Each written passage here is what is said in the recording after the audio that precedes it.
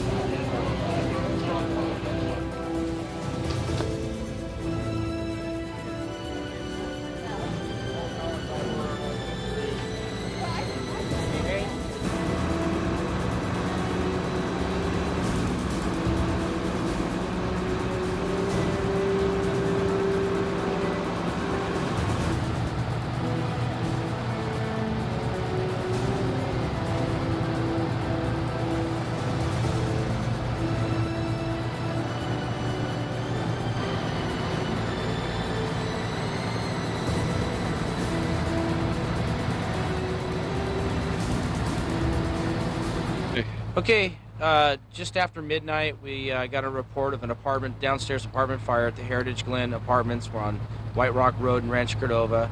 Firefighters got on scene. They had a working fire in a downstairs apartment that was lapping up to the upstairs apartment. The fire was knocked down after calling a second alarm, bring some extra firefighters on scene. It was discovered that there were some kids playing with matches inside the downstairs apartment. So our fire investigators are having a word with those folks right now, and they're going to be speaking to their parents. Unfortunately, there's going to be 2 families that will be displaced until they can get the apartment repaired. And I heard there was 2 responses. Was that just probably drift smoke? Yeah, there was actually an alarm in the area for a supposed fire in a nearby area, and then they actually responded over here, and this is where the fire actually was. And what did they find as they arrived on scene? Working fire in a downstairs apartment working its way up to the upstairs apartment. These are about 40 or 50 units in the complex, and they have the potential to spread up and then sideways. So it's a good thing they got it knocked down quickly. A lot of folks living here, and it's a lot of activity here on a Saturday night. Thank you very much, sir. You bet.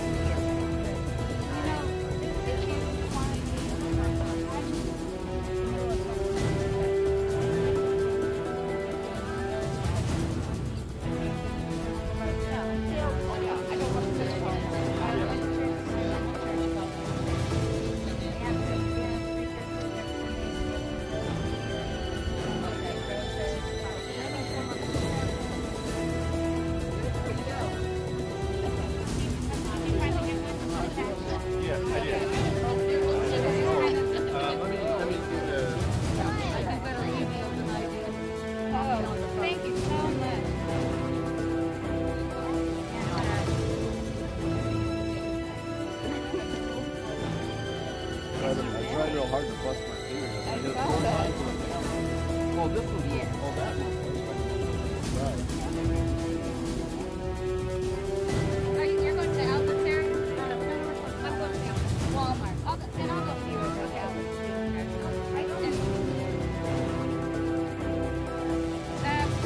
It really is time consuming. When we did this little trip, it took like an hour telling them they're asking me questions and stuff. It's really super time consuming. You guys, when you're done, just go ahead and, when you feel like you got it pretty well, go ahead and take off and go home, and I'll update everybody tonight.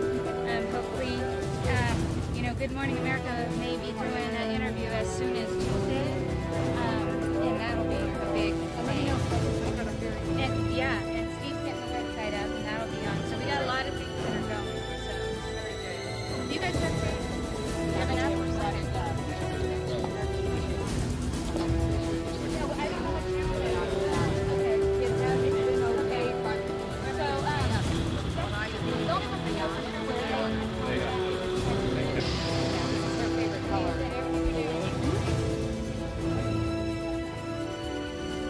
Perfect.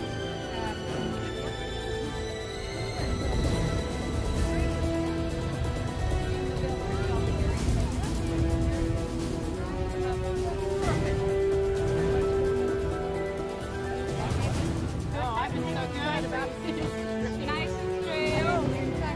So, yeah. Can you attach this to a file? Yeah, I'll send you that way. We've been asked to go to the different stores and businesses in the community to hand out flyers to make the awareness, to keep the awareness level up. And even though you're not fighting a fire today, you're trying to improve our community. It's all about community. Yeah. And so where are you going to post your flyers today? In the area, within the different businesses in Folsom, we'll be going up and down East Bidwell Street and Natoma Street and that area. There's other crews that are going to be posting them in other areas. And what battalion and station are you with? We're Battalion 34, Truck 35. And your name, sir? Captain Alfsen. Thank you, Captain.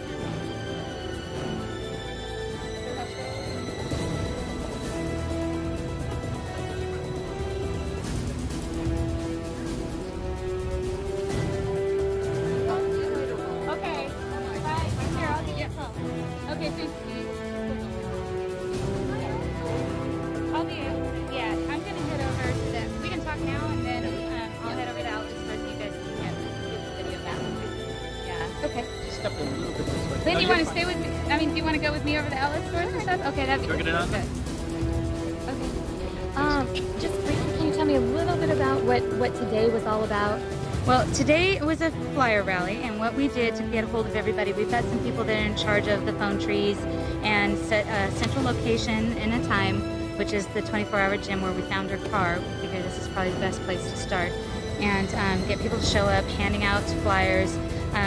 Gosh, the people who are showing up with just stacks of flyers, I mean, that they're paying for those out of their own money and Kinko's has donated a bunch of color copies to various people. This is all hitting home as a tight community that is pulling together for something real serious. And so people have been showing up with the flyers. We've been kind of organizing our plan and dividing the areas up.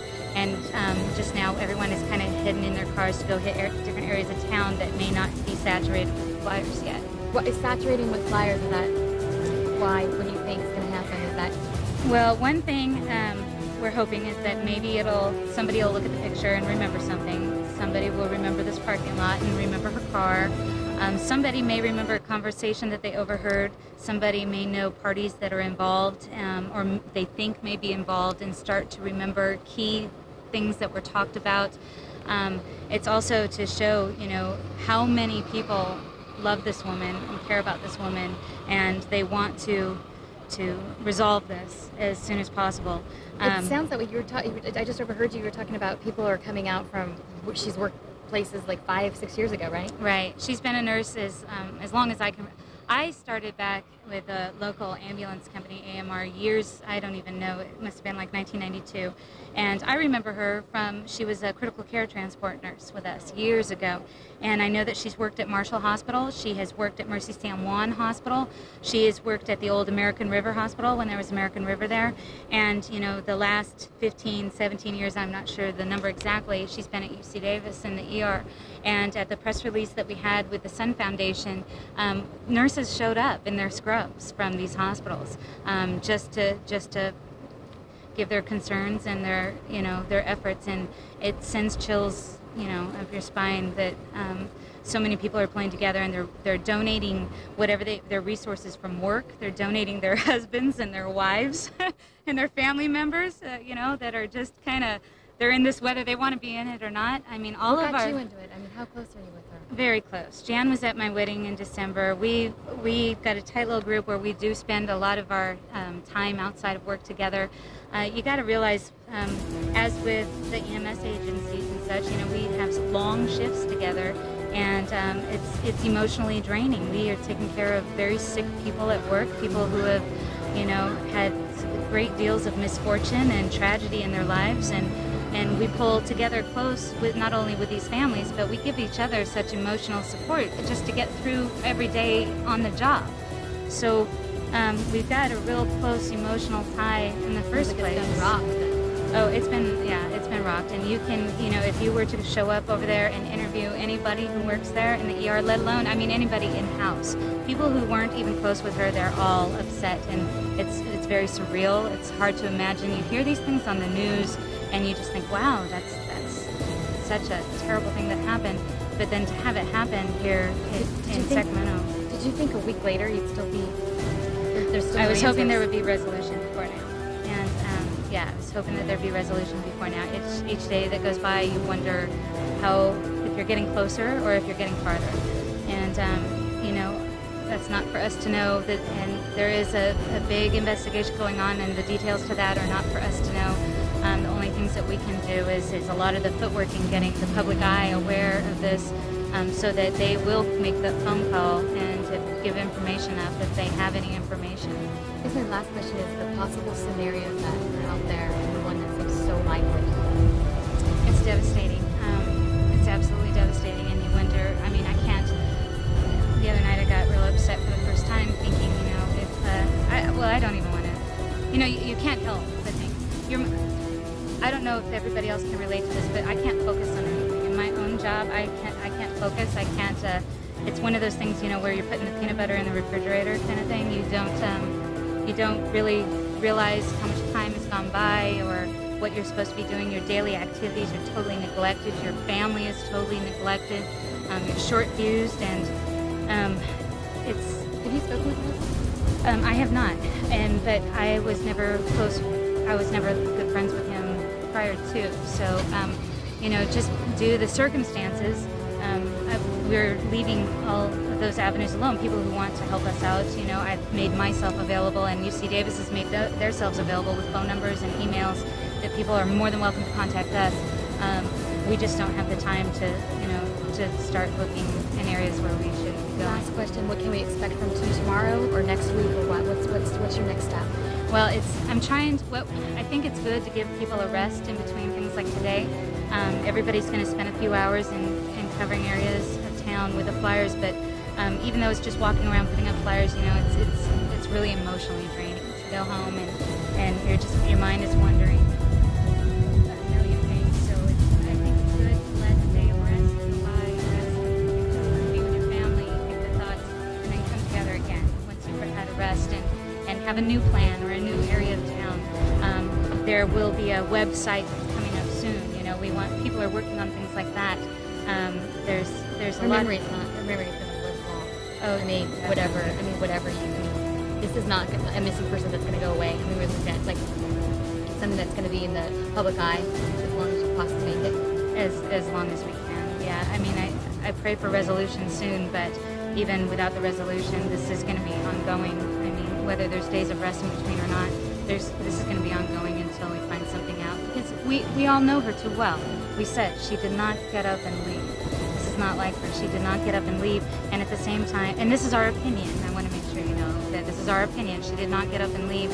And I seriously doubt any stranger could have done anything with her because she is just so vocal and street smart, and she's a smart girl. She knows not to get. She knows if you were to get into the car with somebody who told you to get into the car, you're dead anyways. You know, she knows better than to do that.